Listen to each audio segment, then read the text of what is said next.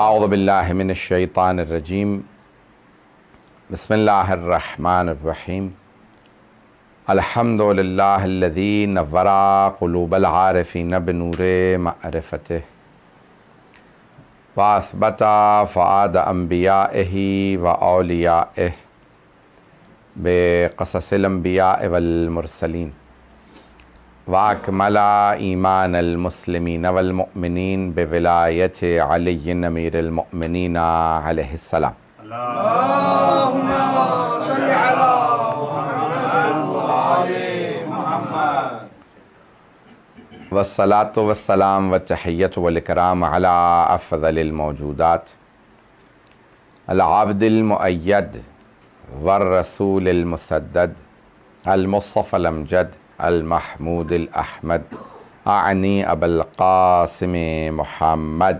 اللہم صل علی محمد وآل محمد وعلى روحہ ونفسہ وسحرہ ووصیہ سید الاتقیاء والاصفیاء مولا الموالی امام المتقین علی بن ابی طالب اللہم صل علی محمد وآل محمد وعلى اوصیائہ لا سیما بقیت اللہ فی الارضین روحی وارواح العالمین لتراب مقدمہ الفدا واللعنۃ الدائمۃ علی اعدائہم اجمعین من الآن الى قیام یوم الدین اما بعد فقد قال اللہ الحکیم فی کتابہ الکریم بسم اللہ الرحمن الرحیم ادعونی استجب لکم صدق اللہ العلی العظیم صلوات اللہم صل علی محمد وآل محمد آپ کے اس ایسٹ لندن کے امام بارگاہوں کی طرف سے اس عشرے کا انعقاد کیا گیا ہے، عشرہ محرم الحرام، جس میں Sakina trust, امامیہ mission asset London اور مسلم کمیونٹی آف ایسکس نے ان سلسلہ مجالس کو برپا کیا۔ خداوند متعال آپ حضرات کی اس سعی و کوشش کو اپنی بارگاہ میں قبول فرمائے اور جناب سیدہ سلام اللہ علیہ آپ کے پرسے کو قبول فرمائے۔ میں سلسلہ مجالس کو جاری رکھے ہوئے ہوں دعا کے عنوان سے، دعا کے موضوع پہ جو ہم نے عشرہ شروع کیا اس کو جاری رکھیں گے۔ چند پہلو پیش کر چکا، ایک پہلو کی طرف اشارہ کرنا چاہوں گا کہ یوں تو دعا مانگنا گستاخی معلوم ہوتا ہے کہ انسان اللہ سے مانگ رہا ہے اور یا اسے یہ بتا رہا ہے ضرورت کیا ہے، یا یہ بتانا چاہ رہا ہے کہ میری مصلحت کیا ہے۔ دونوں توحید کا انکار معلوم ہوتے ہیں، لیکن کیا کیا جائے اگر وہ خود ہی کہہ دے ادعونی استجب لکم، مانگو تو صحیح میں عطا کروں گا۔ تو جب اس نے خود ہی کہہ دیا مانگو تو اب یہاں مانگنا چاہیے۔ فلسفہ دعا کیا ہے، کیا حکمت ہے کہ انسان کیوں مانگے؟ اب یہاں پہ اللہ کہہ رہا ہے مانگو، تو اب زیادہ تر لوگ، دنیاوی جو لوگ ہیں زیادہ تر، حتیٰ دیندار لوگ بھی، بڑے بڑے دیندار لوگ، وہ سب مادی چیزیں ہی مانگیں گے۔ مکان دے دے، گاڑی دے دے، بچے کی شادی نہیں ہو رہی ہے، شادی کا جہیز دے دے، بیٹے کا رشتہ ہو گیا ہے، پروردگارہ مثال کے طور پہ ولیمے کا بندوبست کر دے۔ مذہبی افراد بھی، بڑے بڑے مذہبی افراد بھی مادی چیزیں مانگیں گے۔ پروردگارہ جب مانگ تجھ سے رہے ہیں تو مانوی چیزیں مانگنی چاہیے، لیکن مانگتے زیادہ تر لوگ مادی چیزیں ہیں، مٹیریلسٹک چیزیں مانگتے ہیں۔ تو پروردگارہ کیوں؟ پھر دعا کا فلسفہ کیا ہے اگر زیادہ تر لوگوں نے یہی مانگنا ہے؟ تو اللہ کہہ رہا ہے کوئی بات نہیں، جو بھی مانگو رابطہ تو برقرار کرو، ایک تعلق واسطہ برقرار ہوگا۔ مادی چیزیں مانگتے مانگتے تمہیں عادت ہو جائے گی میرے سے مانگنے کی۔ تو اللہ سبحانہ و تعالیٰ چاہتا یہ ہے کہ اس سے بندے مانگیں۔ اب یہ جو آیت میں نے انتخاب کی ہے اس میں بڑے عجیب و غریب الفاظ ہیں نا، سورہ غافر کی آیت ہے ادعونی استجب لکم ومن یستکبر عن عبادتی سیدخلون جہنم داخرین۔ اب یہاں پہ اللہ کہہ رہا ہے اور جو تکبر کریں، نہ مانگیں، نہ مانگنا اللہ کہہ رہے تکبر ہے، جو نہیں مانگتا تکبر ہے، اور جو تکبر کرے گا وہ جہنم میں جائے گا۔ تو اللہ کہہ یہ رہا ہے، سمجھا یہ رہا ہے، بس مانگتے رہو، جو مرضی مانگو۔ اگر تم یہ سمجھتے ہو ناممکن شے ہے مانگ لو، تمہارا مانگنا ہی تو میرے سے رابطہ ہے۔ میں یہ چاہتا ہوں کہ رابطہ برقرار ہو جائے۔ اور پھر کیا ہوگا جب انسان کسی کے پاس جاتا ہے نا کسی کام کے لیے، کچھ لوگ پہنچ گئے، جب انسان کسی کے پاس جاتا ہے نا کسی کام کے لیے تو فوراً کہتا ہے کہ بھئی جب جاؤں گا جو آدمی جس سے جا رہا ہوں مانگنے کے لیے اس کے حساب سے تیاری کروں، ویسا لباس پہنوں، جو اسے پسند ہو اسے سفارش کے طور پہ لے کے جاؤں۔ بھئی یہ سفارش جو اس کے پاس لے جائی جاتی ہے اسی کا نام شفاعت ہے، اسی کا نام وسیلہ ہے، اسی کا نام توسل ہے۔ تو اب ہم جب جائیں گے اللہ کی بارگاہ میں تو تیاری کر کے جائیں گے، اسے پاکیزگی پسند ہے تو ہمیشہ غسل و وضو کے ساتھ جائیں گے۔ پتہ نہیں لوگ ہیں یا نہیں، ہر آدمی کوشش کرے گا میں غسل کے ساتھ جاؤں، وضو کے ساتھ جاؤں، کیونکہ اللہ ان اللہ یحب المتطہرین قرآن میں بتا رہا ہے کہ اللہ کو پاک بندے پسند ہیں۔ پتہ نہیں لوگ ہیں یا نہیں، اسے پاک بندے پسند ہیں۔ تو اب آدمی کہے گا بھائی جب دعا مانگ رہا ہوں اسے پاکیزگی پسند ہے تو وضو کر لو۔ بھئی اب یہاں تک بہت جگہوں پہ کیا کہ جتنے بھی تم گناہ کرتے ہو وہ سارے گناہ شیطان سے، اور شیطان ہے آگ سے، آگ بجھتی ہے پانی سے۔ جب وضو کرو گے تو خود بخود شیطان سے دور ہو جاؤ گے۔ تو عزیزان گرامی انسان جب اللہ کی بارگاہ میں جائے گا تو پہلے پاکیزگی کا خیال کرے گا، طہارت کا خیال کرے گا، وضو کرے گا۔ دوسرا کام اب اسے پسند کون ہے جس کو سفارش کے لیے لے کے جاؤں، تو انسان خود بخود اللہ والوں سے متوسل ہو جائے گا۔ بھئی اللہ کے جتنے بندے ہیں سب کو دیکھیں گے، جو سب سے قریبی ہیں وہ 14 ہیں۔ تو جب 14 کے انسان متوسل ہوگا تو اللہ کہے گا بھئی اب مجھے نہیں بھی دینا تھا تو اب دوں گا، کیونکہ تم ان کو لائے ہو جو مجھے پسند ہے۔ بات سمجھ میں آ رہی ہے؟ تو جانے گرامی دعا کا فلسفہ یہ ہے کہ انسان اللہ سے مانگے، چاہے دنیا مانگے۔ اللہ کو مانگنا بہت پسند ہے، اور اتنا ہی زیادہ بندہ پسند ہے جو جتنا زیادہ مانگے۔ اب سمجھ میں آیا یہ اتنی لمبی لمبی دعائیں ائمہ سے کیوں آئی ہیں؟ کیونکہ انہیں پتا ہے اللہ کو مانگنا پسند ہے۔ اب میں دعا پیش کروں گا۔ بہت سی جگہوں پہ ائمہ علیہ السلام نے جو ہے وہ مثال کے طور پہ جنت کا ذکر کیا ہے، جنت مانگی ہے، یہ مانگا وہ مانگا، اور جگہوں پہ مولا کی اگر آپ دیکھیں گے تو مولا نے دعا کے علاوہ مناجات کا تصور دیا۔ دو چیزیں ہیں، ایک ہے دعا یعنی پکارنا، بلانا۔ دعا یعنی بلانا، اچھا پکارا جاتا ہے کسی کو جو دور ہو، اور مناجات ہے نجوہ سے۔ نجوہ کہتے ہیں سرگوشی کو، وسپر کرنے کو۔ پتہ نہیں لوگ ہیں یا نہیں ہیں، سرگوشی کی جاتی ہے جو قریب ہو۔ بھئی سارے دعائیں پیش کر رہے تھے، مولا نے کہا مناجات خدا دور کب ہے جو پکار رہے ہو۔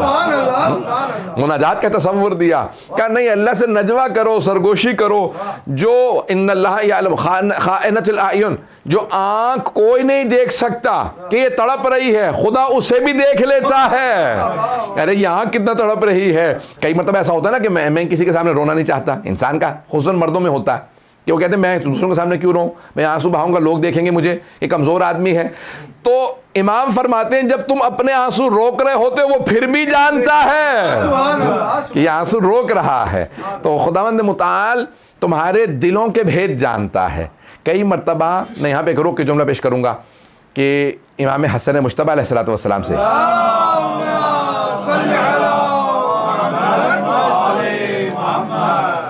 فرماتے ہیں کہ میں اپنی والدہ کی دعا سن رہا تھا، تو میری والدہ پوری رات دعائیں مانگتی رہیں، میں بھی بیٹھ کے اپنی والدہ کی دعا سنتا رہا، بہت کم سن ہے۔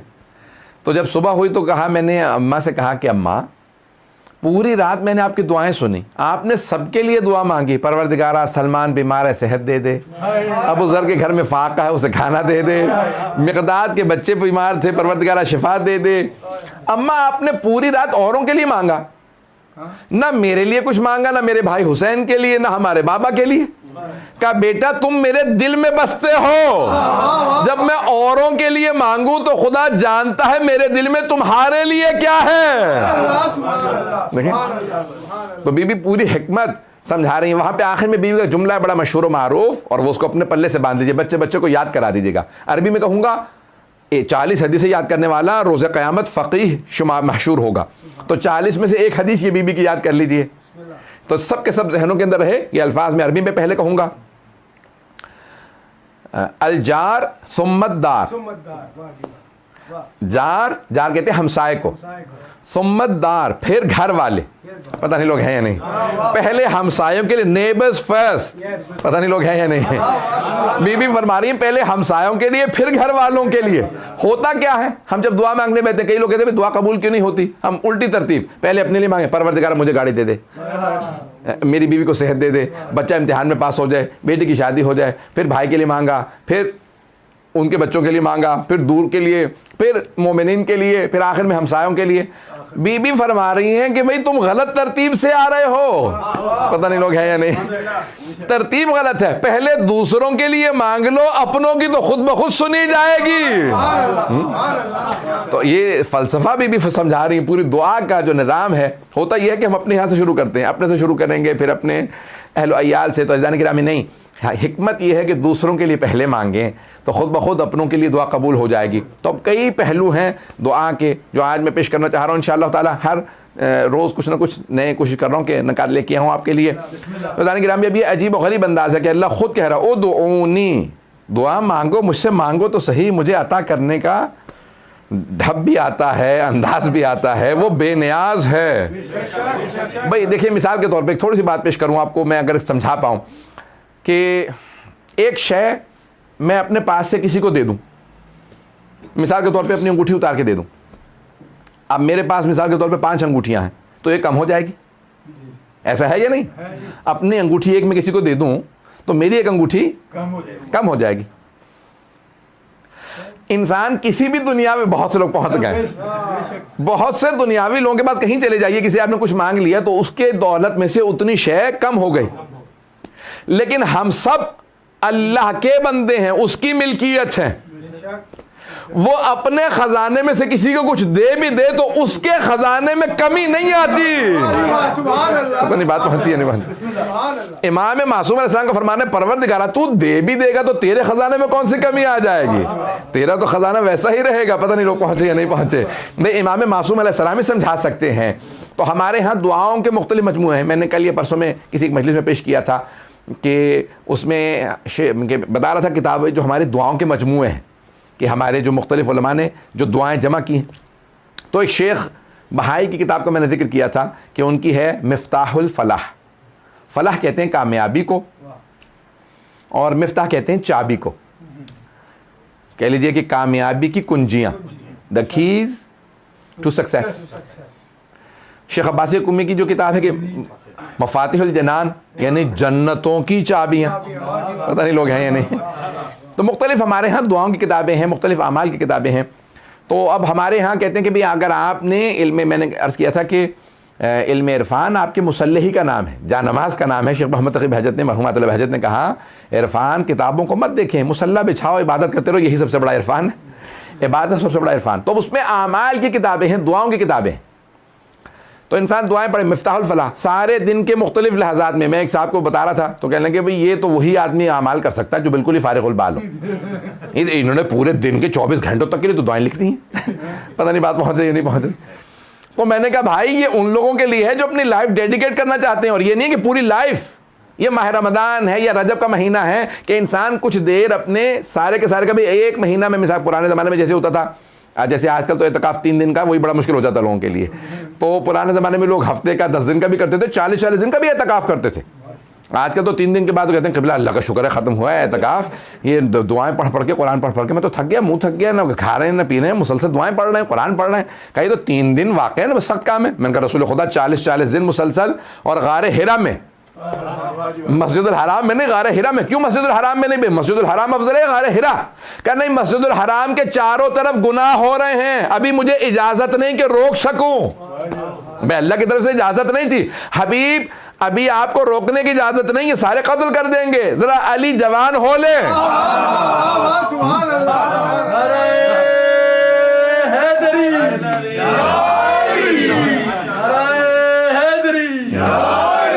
اور فرما رہے جانے کی نام کہ میرا علی جوان ہو لے, تو اور کتنے جوان ہونے کے لیے؟ 18-20 سال کے نہیں، 9-10 برس کے ہو جائیں علی اکیلے سب کے لیے کافی ہیں۔ 10 برس کے جناب امیر پیغمبر اور جناب امیر میں 30 برس کا فاصلہ ہے۔ 40 برس کے سن میں پیغمبر نے اعلان رسالت کیا، جناب امیر ہر جگہ ساتھ پتہ نہیں لوگ ہیں یا نہیں، ہر جگہ ساتھ، اور یہاں تک ملتا ہے کہ نہیں میں اکیلا جاؤں گا، یا جب غار ہرا میں تھے 2 جملے پیش کر دوں، اس کے بعد یہ 2 جملے ہیں کیونکہ اب آپ لوگوں نے ماحول بنایا تو آگے بڑھوں گا۔ تو اب جناب سرور کائنات غار ہرا میں اعتکاف کے لیے، اور جناب خدیجہ اور جناب رسول خدا نے پالا تھا جناب امیر کو، گود لے لیا تھا، جناب ابو طالب سے کہا کہ چچا جان آپ نے مجھے پالا ہے، اپنا بیٹا مجھے دے دیجیے۔ جناب رسول خدا جناب خدیجہ کے ہاں اولاد نہیں تھی ابتدا میں، بعد میں 40 کے بعد جناب قاسم، جناب عبداللہ اور جناب فاطمہ الزہرا کی ولادت ہوئی بعثت کے بعد۔ تو پہلے 15 سال اولاد نہیں، پتہ نہیں لوگ ہیں یا نہیں۔ 25 برس کے تھے پیغمبر اسلام جب شادی ہوئی، 5 سال اولاد نہیں ہوئی، 30 برس کے تھے جناب امیر، تو جناب خدیجہ جناب رسول خدا دونوں نے جناب ابو طالب سے کہا کہ ہمیں علی گود دے دیں۔ پتہ نہیں لوگ ہیں یا نہیں۔ ساری کائنات عاشق ہے رسول خدا کی، سب ان سے مانگ رہے ہیں، یہ سب تمہارا کرم ہے آقا کہ بات اب تک بنی ہوئی ہے۔ ساری دنیا کہتی ہے آقا، اب پیغمبر سے سب مانگ رہے ہیں، پیغمبر جناب ابو طالب کے پاس جا کے کہہ رہے ہیں علی مجھے دے دیں۔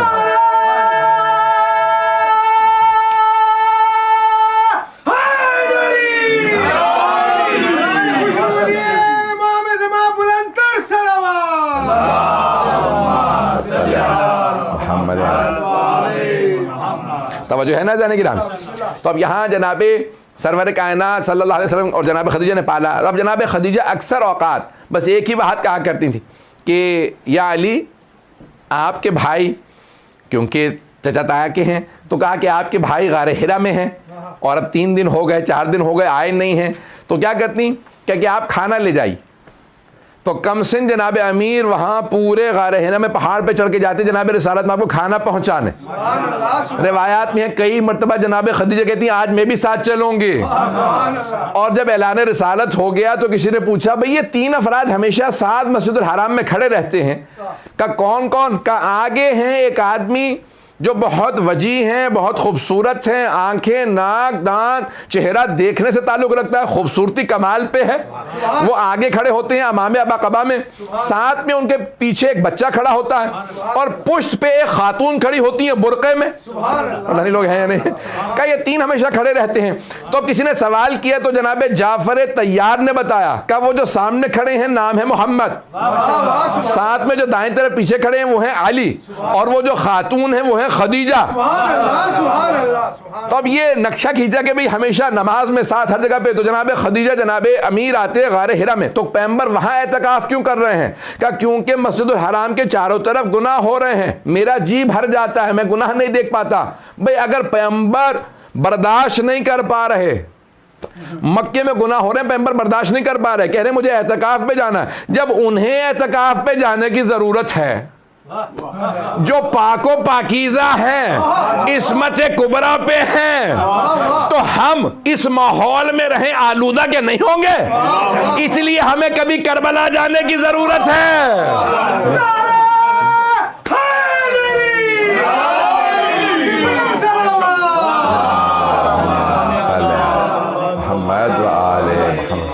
بات پہنچ رہی ہے جانے کی، اس لیے ہمیں کبھی کربلا جانے کی ضرورت ہے، کبھی نجف، کبھی مشہد، کبھی مکہ، کبھی مدینہ، کبھی دمشق، کبھی سامرہ، کبھی کاظمین، یہ زیارات کرتے رہیے تاکہ آلودگی پاک ہوتی رہے، اس لیے ضروری ہے زیارات۔ تو جانے گرامی اب یہاں پہ جو کامیابی بتا رہے ہیں، کہا کہ جس طرح سے بھی ہو کامیابی ضروری ہے، تو میرا موضوع دعا ذہن میں رکھیے گا۔ تو وہاں پیغمبر جا رہے ہیں، دعائیں مانگ رہے ہیں، اور جناب امیر جناب خدیجہ وہاں جا کے ساتھ میں بیٹھ رہے ہیں، پاس بیٹھ رہے ہیں، تو مسلسل یہ اعمال عبادات، تو جتنی بھی اگر آپ دیکھیں گے ہر جگہ پہ دعا ملتی ہے، اعتکاف میں دعا ملتی ہے، 40 دن کا اعتکاف ہے، یہ تمام کے تمام ماحول بنائے جاتے ہیں۔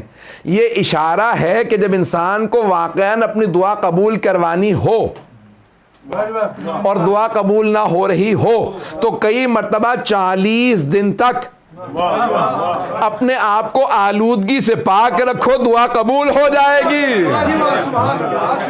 تو بہت سی دعاؤں کے لیے انسان کو اعمال کرنے پڑتے ہیں۔ اب 2 یا 3 اعمال جلیلی میں پیش کر دوں کہ جو 40 دن کیجئے دعا ضرور قبول ہوگی۔ علماء نے بتائے ہیں چند نسخے، کبھی دعا اگر قبول نہ ہو رہی ہو، آقا بہت اہم دعا ہے قبول نہیں ہو رہی، تو کیا کیا جائے؟ کہا چلہ، آپ کہتے ہیں نا چلہ، کبھی آپ نے سوچا چلہ کیا لفظ ہے؟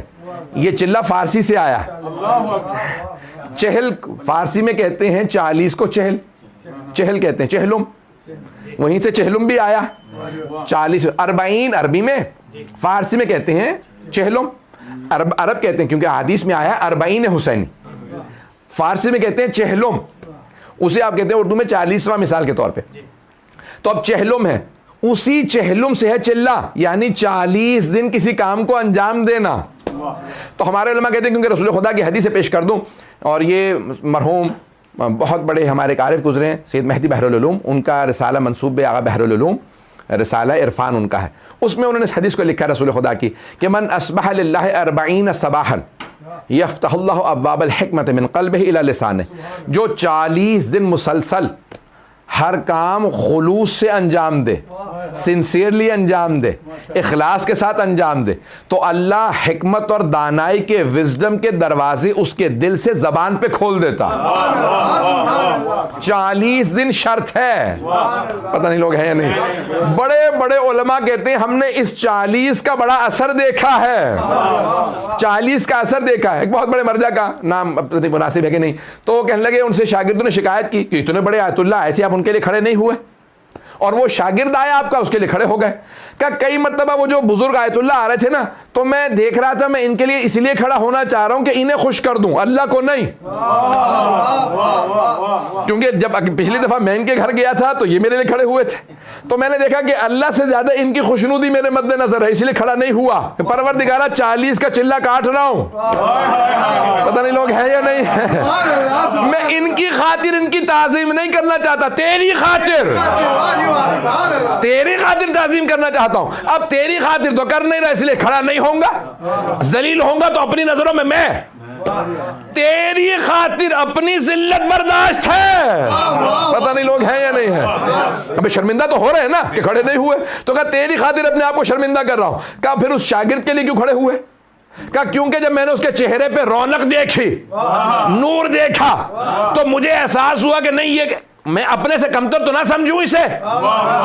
ارے شاگرد ہوتے ہوئے اتنا نور، تو میں نے کہا پروردگارہ تیری خاطر اس کے لیے کھڑا ہو رہا ہوں۔ بات واضح ہوئی؟ تو کئی مرتبہ اس لیے وہ کر جاتا ہوں کام کہ جو مجھے یقین ہوتا ہے اللہ کی خاطر ہے۔ 40 دن کر کے دیکھ لیجئے، لوگوں کو خوش نہ کیجئے، صرف اللہ کو خوش کیجئے۔ کئی لوگ ناراض ہو جائیں گے لیکن آپ کا دل منور ہو جائے گا۔ تو یہ 40 دن جو خوشنودی کے ہیں، میں نے اسی لیے ساری بیس باندھی ہے تاکہ 40 دن کیوں ضروری ہیں۔ ہمارے ہیں اسلام میں 40 سال، رسول خدا کو کہا اعلان رسالت 40، جناب موسیٰ 40، تو 40 سال، 40 مہینے کے لیے بھی ہے، 40 ہفتے بھی۔ ہم شکم مادر میں 40 ہفتے رہے ہیں۔ اگر یہاں کے اگر کبھی آپ کے گھر میں کسی کی ولادت ہوئی تو وہ عموماً جو ہے، یہ ڈاکٹر صاحب بیٹھے ہوئے ہیں، ان سے بڑا کیا میں کیا سناؤں، لیکن بہرحال اب مجلس میں ہی پڑھ رہا ہوں۔ تو اب دیکھیں آپ کو بک ملتی ہے ڈاکٹرز کی طرف سے، ڈاکٹر صاحب بتا دیں کہ عموماً وہ مڈ وائف آتی ہے، تو وہ آپ کو جو بکلیٹ دیتی ہے نا، خواتین کو دیتی ہے، تو وہ دیتی ہے 40 ہفتے کی، 9 مہینے کی نہیں، پتہ نہیں لوگ ہیں یا نہیں، وہ بھی 40 ہفتے ہیں۔ تو انسان کی زندگی میں سارے کمالات 40 سے وابستہ، 40 سال، 40 مہینے، 40 ہفتے، 40 دن، 40 گھنٹے، پتہ نہیں لوگ ہیں یا نہیں ہیں۔ تو اب 40 دن کوئی دعا مانگیے دل سے قبول ہوگی۔ اب اماموں سے پوچھا، بڑے بڑے علماء سے پوچھا کیا کام کریں 40 دن مسلسل دعا قبول ہو؟ تو کہا جو مجرب ہے، مجرب لفظ آپ نے سنا ہوگا، عربی کا لفظ ہے، تجربے سے ہے، کہ I have experimented this، میں نے خود اس کا ایکسپیریمنٹ کیا ہے، اسے کہتے ہیں مجرب۔ جب بھی علماء اپنی کتاب میں لکھے نا کہ یہ عمل کیجئے کام ہو جائے گا، یہ مجرب ہے، یعنی میں خود تجربہ کر چکا ہوں، مجھے بھی اسی سے مسئلہ حل ہوتا ہے۔ تو علماء نے لکھا 40 دن کون کون سے کام کیے جائیں، تو کہا سب سے زیادہ تیر بہدف زیارت عاشورہ 40 دن۔ پتہ نہیں لوگ ہیں یا نہیں، تو 40 دن زیارت عاشورہ کا پڑھ کے دیکھ لو، کام نہ ہو تو پھر کہنا۔ کہ اور کون سے کام؟ کہا بھی بہت سمپل سے کام ہیں، چاہے ایک تسبیح پڑھو، 5 پڑھو، 12 پڑھو، جو مرضی پڑھو، صلوات کو 40 دن پڑھ کے تو دیکھو، صلوات کو 40 دن پڑھ کے دیکھو، اور ایک تسبیح استغفار کی عشاء کی نماز کے بعد 40 دن۔ ایک مرجع نے کہا کہ بھئی یہ استغفار کی، بچیوں کا رشتہ نہ ہو رہا ہو، اولاد کا ہو، رزق کا ہو، نوکری کا ہو، ویزے کا ہو، میں جس کام کے لیے دیتا رہتا ہوں۔ ایک صاحب کو ایک مرتبہ آیا، کہنے لگے مولانا لگ رہا ساری زندگی الٹ گئی ہے۔ تو میں نے کہا بھی کیا مسائل ہیں؟ کہنے لگے کہ بھئی نہ رشتہ ہو رہا ہے، نہ ویزا ہو رہا ہے، نہ جاب کا مسئلہ حل ہو رہا ہے، اور میں نے کہا بھئی یہ کہنے لگے بھئی اکٹھی شروع کر دوں؟ میں نے کہا بھئی جانتا ہوں پریشان ہے، ایک وقت میں ہمارے وہ مرجع نے مجھے جو میں نے سنا تھا کہ ایک وقت میں ایک کام کے لیے، تو ہفتہ نہیں گزرا تھا ان کا فون آ کے کہ پہلا کام ہو گیا، چھوڑ کے دوسرے پہ شروع کر دوں؟ 40 دن تو پورے نہیں ہوئے ہیں۔ تو میں نے کہا کوئی مسئلہ نہیں ہے، دوسرے پہ شروع کر دیجئے۔ فوراً ان کا 10 دن 11 دن بعد فون آیا، کہنے کہ دوسرا کام بھی ہو گیا، ایسا تو نہیں کہ ریورس ہو جائے، میں اگلے پہ چلا جاؤں؟ میں نے کہا نہیں، شروع کر دیں۔ تو تیسرے پہ، تو 40 دن کے اندر ان کے تینوں کام ہوئے۔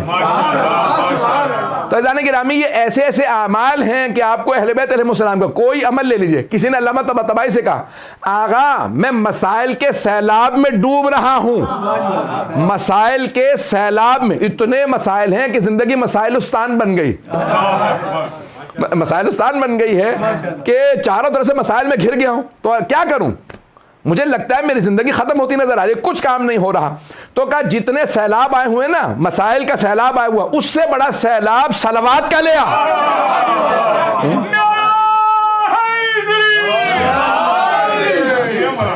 اس سے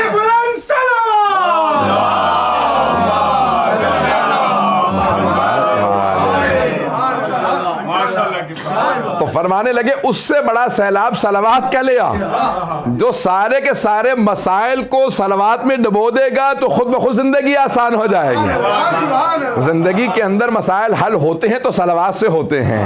تو کہا اگر چاہتے ہو زندگی رواں چلتی رہے، اس میں ہرڈلز نہ آئیں، رکاوٹیں نہ آئیں اور پیچیدگیاں نہ آئیں، تو کہا کیا کیا جائے؟ کہا صلوات زیادہ سے زیادہ پڑھتے رہو۔ اور ایک بہت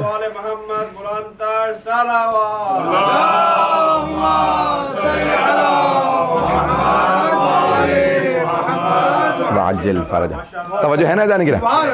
تو اب یہ زندگی کے اندر صلوات کا عجیب و غریب، بہت بڑے عالم تھے، تو وہ کہیں پارا چنار چلے گئے، وہاں کے نہیں تھے، وہاں تبلیغ کے لیے چلے گئے۔ تو پارا چنار کے مومنین نے مجھ سے نقل کیا، کہنے لگے ہم نے ان سے پوچھا کہ بھئی آپ یہاں تبلیغ کے لیے آئے ہیں، تو ذہن میں کیا ہے آپ کے؟ پشتو بھی نہیں آتی، آپ مقامی عالم بھی نہیں ہیں، ہمارے ہاں قبائلی نظام ہے، سب شیعہ ہیں لیکن آپس میں سب میں لڑائیاں ہیں۔ کہنے لگے میں سب حل کر لوں گا۔ کہنے لگے کیسے؟ کہنے لگے صلوات سے۔ پتہ نہیں لوگ ہیں یا نہیں۔ تو کہنے لگے کہ لوگ مذاق اڑاتے ہوئے باہر آ کے کہنے لگے یہ بیچارہ بالکل ہی پیدل ہے، یہ صلوات سے ہر چیز حل کر لے گا۔ تو کہنے لگے کہ دیکھا کہ 1-2 سال کے اندر سارے قبیلوں پہ انہی کا نفوذ، بوڑھا آدمی نہ لڑ سکتے ہیں نہ بندوق چلا سکتے ہیں، کیونکہ ہمارے قبائلی ہر قبیلے کے پاس بندوقوں کی پوری لسٹ ہے کہ بھئی کس کے پاس کتنی بندوقیں۔ کہنے لگے ہمارا علاقہ قبائلی علاقہ لڑا کے لوگ، کہنے لگے کہ ہم لوگ، کہنے مولانا نڈر شجاعت دلیر، آپ کو پتا پٹھانوں کی شجاعت مشہور ہے، تو کہنے لگے کہ وہ سارے کے سارے نڈر لوگ، کہنے لگے دیکھا یہ ایک بوڑھا آدمی واقعاً سب پہ روب ہے، کسی قبیلے کا سردار ہو اس کے روب میں ہے۔ تو ان سے کسی نے پوچھا بھئی آپ کے پاس کیا ہے؟ کہا صلوات ہے۔ تو کہنے لگے اب اگلا منصوبہ کیا ہے؟ کہا یہاں پہ مسجد بناؤں گا بہت بڑی۔ کہنے لگے کیسے؟ کہنے لگے صلوات سے۔ پتہ نہیں لوگ ہیں یا نہیں۔ وہ مسجد میں بن گئے، کہنے لگے آقا اب کیا کیجئے گا؟ کہنے لگے یہاں امام بارگاہ بناؤں گا۔ کہنے لگے کیسے؟ کہنے لگے صلوات سے۔ کہنے لگے آخر میں یہ عالم ہو گیا تھا، ہر آدمی کہنے لگا تھا کہاں جا رہے ہو؟ کہا صلوات کے پاس جا رہا ہوں۔ کہ مولانا کا نام، یعنی اس حد تک انہیں صلوات پہ یقین تھا۔ اور کہنے لگے کبھی بھی کوئی آدمی کسی بھی لحظے میں ان کے پاس چلا جاتا تو ایک ہی کام میں نظر آتے تھے، اگر نماز نہیں پڑھوا رہے تو صلوات پڑھ رہے ہیں۔ کہ ہمیشہ ان کی زبان سے ہر آدمی سنتا تھا صلوات پڑھ رہے ہیں. عزیزان گرامی بہت سے لوگ کہتے ہیں پیروں کے پاس چلے جاؤ, فقیروں کے پاس چلے جاؤ, نجومیوں کے پاس چلے جاؤ, پتہ نہیں لوگ ہے یا نہیں ہے, جادوگروں کے پاس چلے جاؤ. ارے سب سے بڑا معجزہ گھر گھر میں موجود ہے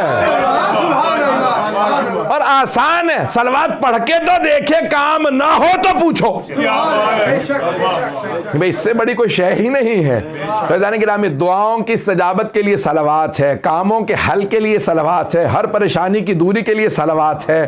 اس کے اندر بے انتہا اثرات ہیں. پڑھ کے دیکھیں پھر انسان دیکھے گا. محمد بلندر صلوات.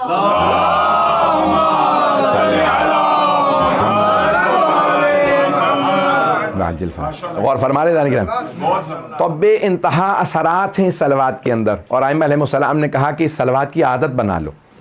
کہ میں ایک حدیث پیش کر دوں یہاں. کتاب کا نام ہے دار السلام فی الرؤیت والمنام.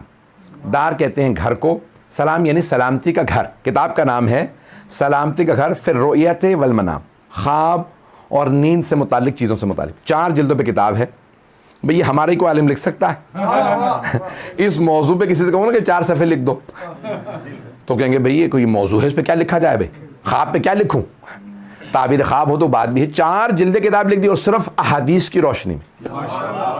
صاحب مستدرک الوسائل جن کی 18 جلدیں ہیں, مستدرک الوسائل حدیث کی کتاب ہے, تو انہیں کتاب لکھی دار السلام. پھر تو وہاں سے پیش کرو حاجی نوری. حرم میں جب آپ زیارت کے لیے جائیں گے نا تو چاروں طرف کمرے ہیں. تو جہاں شیخ عباس قمی کی قبر ہے وہیں پہ حاجی نوری کی. شیخ عباس قمی کے استاد جنہوں نے مفاتیح الجنان لکھی, ان کے استاد, تو دونوں وہیں پہ باہر قبر. تو ان کی کتاب ہے دار السلام پھر رؤیت والمنام. وہاں پہ انہوں نے خواب پہ بہت زیادہ لکھیں گے, کس نے کیا خواب دیکھا, کیا کیا خوابوں کی تعبیریں آئی ہیں, خواب کے آداب کیا ہیں, ڈرنے والے کو کیا پڑھنا چاہیے, یعنی مختلف دعائیں, کیا کیا ثواب لکھے ہیں کہ رات کو سوتے میں اگر یہ پڑھ لے تو یہ ثواب, یہ پڑھ. تو بہرحال مختلف چیزیں ہیں. کہ جناب سلمان فارسی سے ایک مرتبہ جیسے سوال کیا جناب رسول خدا صلی اللہ علیہ وسلم نے,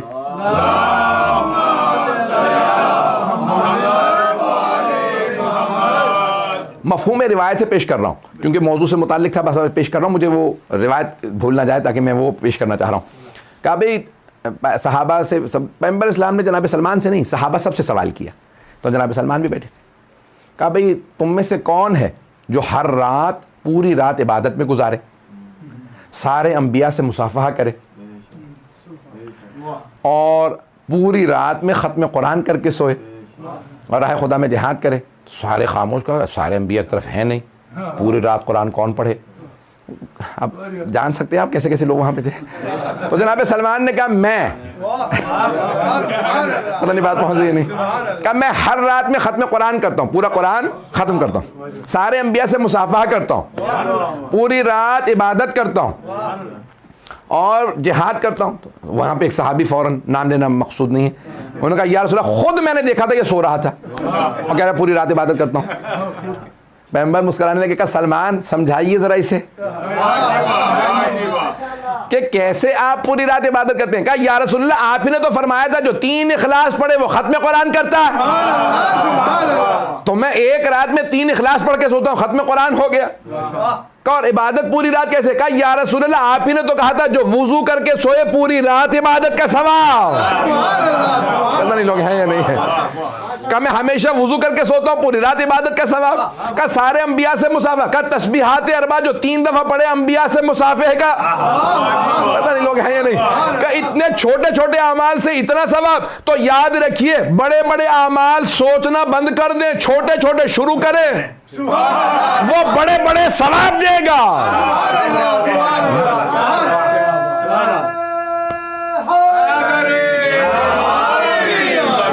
توجہ ہے جانے گرامی. تو جانے گرامی بعض اوقات لوگ سوچ رہے تھے میں بہت بڑا کوئی کام کروں گا, چھوٹے چھوٹے کام شروع تو کیجیے, بڑے بڑے خود بخود توفیق مل جائے گی. تو جانے گرامی زندگی کے اندر انسان اصول بنا لے, یہ سارے کے سارے اصول ہیں کہ انسان چھوٹے چھوٹے اصول اپنائے گا, زندگی آسان ہوتی چلی جائے گی. اور کہا کہ بھئی اب یہ میں جو حدیث پیش کرنا چاہ رہا تھا اسی پہ تمام کروں گا, وقت نہیں رہا. تو یہ حدیث ہے کہ خود ختم مرتبت نے اپنے صحابہ سے کہا کہ میں نے اپنے چچا حمزہ کو, جو امام حسین سے پہلے سید الشہداء تھے, تو کہا میں نے اپنے چچا حمزہ علیہ السلام کو خواب میں دیکھا. کتاب کا نام ہے دار السلام فی الرؤیت والمنام, نیند پہ اور خواب وغیرہ پہ. تو کہا میں نے خواب دیکھا. انہوں نے خواب لکھے کہ رسول خدا نے کیا خواب دیکھے, کیا کیا دیکھا, ازواج نے, ائمہ اہل بیت سب کے مختلف خواب لکھے. تو کہا رسول اسلام نے فرمایا میں نے خواب میں اپنے چچا حمزہ کو دیکھا. تو میں نے فوراً سوال کیا, چچا مرنے کے بعد سب سے زیادہ کیا چیز کام آئی؟ کیا ایسا کام زندگی میں انسان ہم لوگ کریں؟ پیغمبر اور ائمہ کو تو کوئی ضرورت نہیں ہے, ضرورت مند تو ہم ہیں. تو کبھی چچا مرنے کے بعد سب سے زیادہ کیا کام آیا؟ تو صحابہ نے کہا یا رسول اللہ آپ کے چچا نے کیا فرمایا کہ ان کا مقام بہت عظمت, حضرت حمزہ بہت باکردار, شجاع, سخی, بہت کمالات کے مالک تھے, اسی لیے تو سید الشہداء بنے تھے, عام تو آدمی تھے نہیں. کہا آپ کے چچا نے کیا فرمایا؟ تو رسول اسلام نے کہا, میرے چچا نے کہا یا رسول اللہ مرنے کے بعد 3 چیزیں بہت کام آئیں. مرنے کے بعد 3 چیزیں بہت کام آئیں. کہا کون سی چیزیں؟ کہا پہلے یا رسول اللہ مجھے تو علی سے ویسے ہی بڑی محبت تھی, مجھے تو علی میرے بھتیجے بھائی کا بیٹا تھا, تو مجھے علی چھوٹے سے تب سے علی سے بہت محبت تھی, بہت محبت تھی. یا رسول اللہ مرنے کے بعد علی کی محبت بہت کام آئی.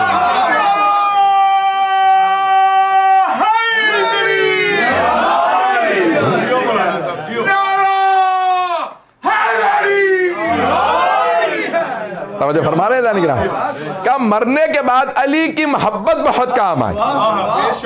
تو کہا یا رسول اللہ دوسرے چیز جو مرنے کے بعد بہت زیادہ کام آئی, کہا یا رسول اللہ آپ نے مجھے اپنی اور اپنی آل کے اوپر درود و سلام بھیجنا سکھا دیا تھا, تو میں بس صلوات پڑھتا رہتا تھا. تو یا رسول اللہ مرنے کے بعد علی کی محبت کے بعد سب سے زیادہ جو شے کام آئی وہ آپ پہ اور آپ کی آل پہ صلوات ہے.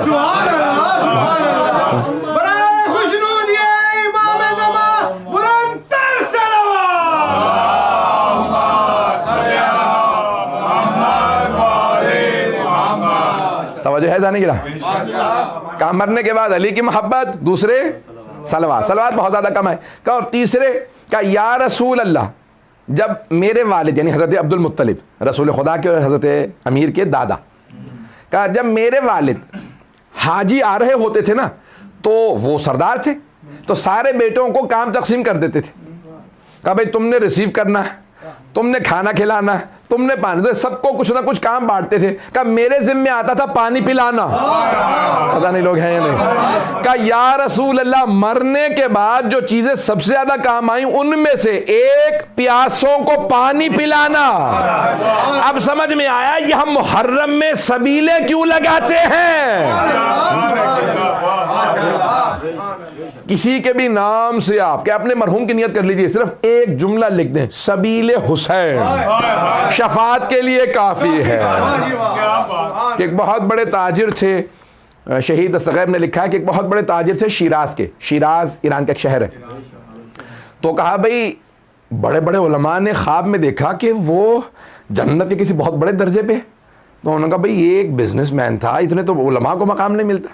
تو اس سے پوچھا بھائی تمہیں, ایک دکاندار آدمی, تمہاری دکان تھی, اتنا تمہیں ثواب, اتنا خلہ تمہارے سر کے اوپر تاج رکھا ہوا ہے, تاج خلت, پتہ نہیں لوگ ہیں یا نہیں, اور جنت کے اتنے خوبصورت ملابس, کیوں اتنا مقام ملا؟